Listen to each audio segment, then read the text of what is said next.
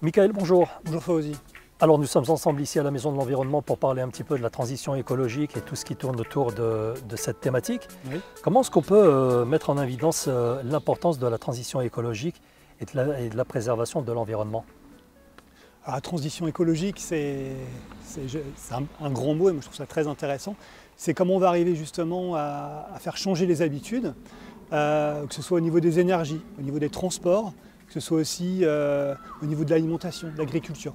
Nous, à notre niveau, à la Maison de l'Environnement, on va sensibiliser en fait sur la connaissance de la nature, sur la connaissance de la faune et de la flore.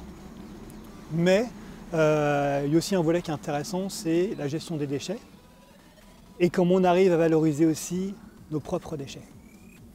Donc je pense notamment aux épluchures, à cette possibilité qu'on a rapidement de finalement d'utiliser ces épluchures pour mettre au compost ou pour mettre dans les boîtes spéciaux qui sont mis à disposition des Olnésiens, des collecteurs pour le biogaz par exemple, pour valoriser ces déchets.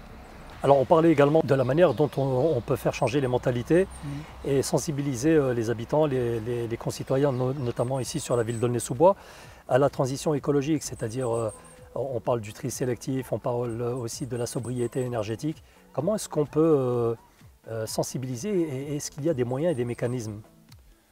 Alors en fait, on entend beaucoup de choses, on dit souvent, oh là là, le dérèglement climatique, etc. C'est une réalité, hein, c'est grave, oui, il y a des dérèglements climatiques, il y a le niveau des températures qui sont de plus en plus élevées par rapport à des prévisions météorologiques, il y a l'élévation du niveau des eaux, etc. Donc ça, c'est des choses qui sont tristes.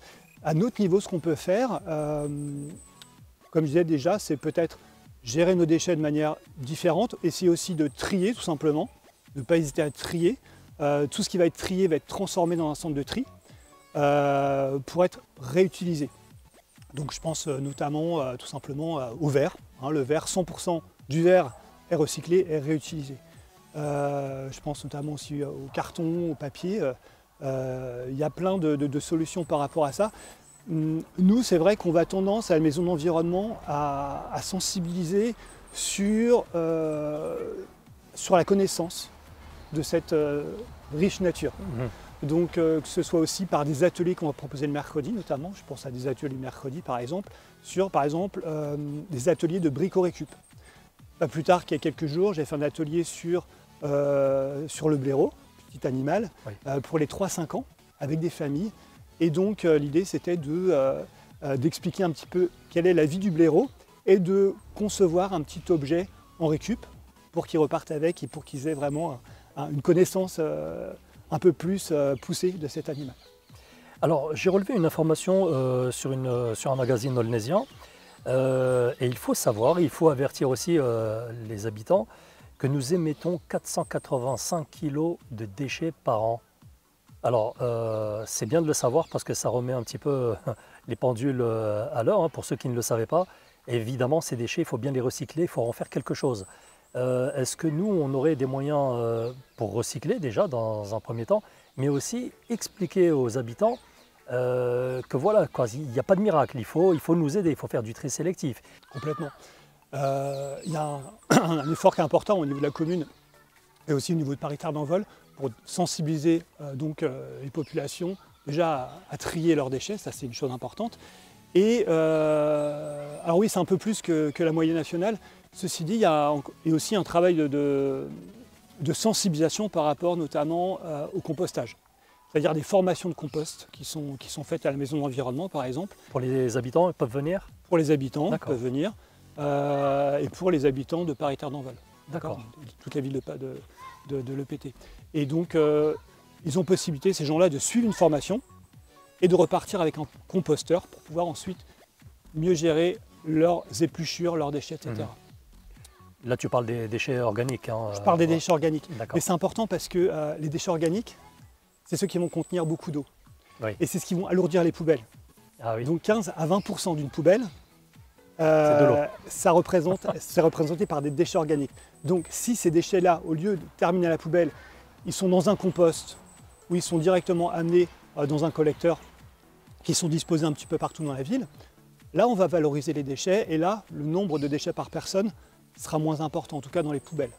Alors préserver notre environnement, c'est aussi valoriser le quartier et la ville, hein, c'est ce qu'on dit. Il y en a pour qui c'est fastidieux et c'est lourd. Il y en a qui te disent ouais mais moi ça me revient cher, ou alors moi ça va me coûter cher. Bah, ils ont intérêt de le faire, d'autant plus que la nature, ce qu'elle nous offre, c'est gratuit.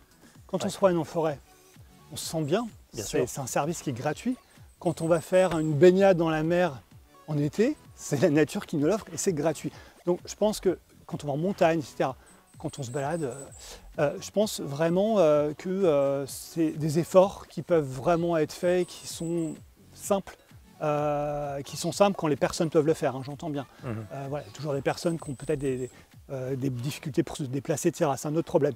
Mais pour les personnes qui peuvent le faire, mettre leurs déchets organiques dans des collecteurs, rester en gestion intégrée, parce qu'à Aulnay, il y a aussi beaucoup de personnes qui ont des jardins et qui aussi utilisent des sacs de déchets pour pouvoir se débarrasser de leurs feuilles. Or, les feuilles, elles sont très importantes quand on veut créer finalement du bon compost. Parce qu'on va avoir besoin non seulement de ces épluchures, mais en plus on a besoin de cette matière sèche. C'est ce mélange 50-50 qui permettra ensuite d'avoir de la bonne terre.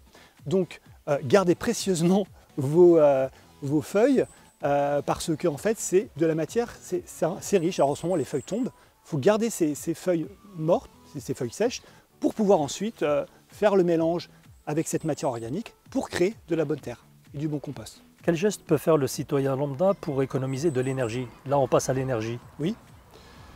Alors, il y a plusieurs choses. Ce sont des éco-gestes, hein, ce qu'on sensibilise aussi parce qu'on travaille aussi dans les écoles.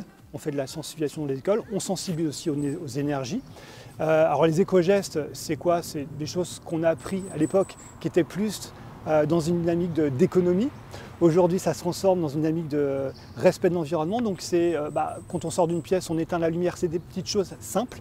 C'est aussi l'eau. Hein, l'eau, fermer le robinet. C'est des choses simples, de bon sens qu'on sait faire. Alors, faisons-les parce que c'est bout à bout, chaque citoyen, chaque personne va réussir à faire le changement, à créer cette transition finalement. Alors le gaspillage, oui, complètement. C'est-à-dire que, alors, quand on dit faut moins consommer, etc., ça ne fait pas forcément rêver les gens. Mais par contre, on se sent mieux, par exemple, quand on va, enfin en tout cas, des exemples aussi, moi personnellement aussi, peut-être quand je vais plus acheter des choses en vrac ou aller au marché plutôt qu'acheter des choses qui sont suremballées, emballées, etc. La transition, elle peut se faire de manière joyeuse, en partageant. Par exemple, quand on va regarder les petites bêtes en famille, quand les feuilles tombent en ce moment, c'est l'automne, observer les petites bêtes, observer ce qui se passe sous les feuilles, écouter aussi, écouter les oiseaux, observer. C'est des choses qui sont, oui, qui ne sont pas forcément connectées à des écrans. Mais c'est des choses qui vont nous remplir aussi d'une certaine énergie, de joie, de bonheur, qu'on peut ensuite partager. Et je pense qu'il faut revenir un petit peu à ça. Alors ici à la Maison de l'Environnement, mettez-vous en place des dispositifs de sensibilisation en direction des jeunes publics qui seront la génération éco de demain. Oui, alors nous on travaille beaucoup, pas que, mais avec le monde de l'enfance. Hein, on encadre les enfants, que ce soit à partir de 3-5 ans, à partir de 6 ans aussi, même des adultes. On a des ateliers 0-3 ans aussi, pour par exemple des asthmates qui viennent avec leurs petits.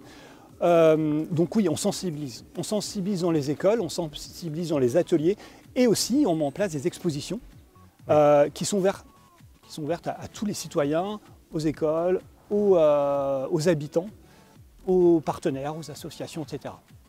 Donc on sensibilise de cette manière sur plein de thématiques différentes, hein, que ce soit l'eau, les énergies, la biodiversité, la connaissance des arbres, tout simplement. Bien sûr. On vit avec les arbres, on ne peut pas s'en passer, mais on ne les connaît pas. On peut pas, certaines personnes, il y a plein de gens qui n'arrivent pas à faire la différence entre un hêtre et un chêne. Voilà. Bon, c'est toutes ces choses-là qui sont intéressantes, je pense, à creuser, à développer. Globalement, tout le monde repart avec le sourire. Voilà, on essaie d'être aussi dans un accueil positif. Ouais. Ce sont des ateliers qui sont construits, qui sont préparés, qui sont calibrés sur des horaires spécifiques, à des moments spécifiques des journées. Voilà, donc on échange de manière à ce qu'ils apprennent quelque chose et puis qu'ils repartent avec des connaissances, hein, avant tout, mais on reste dans un univers un peu ludo-éducatif, hein, avec une logique d'éducation populaire. D'accord. Très bien, merci beaucoup Michael. De rien, Fawzi.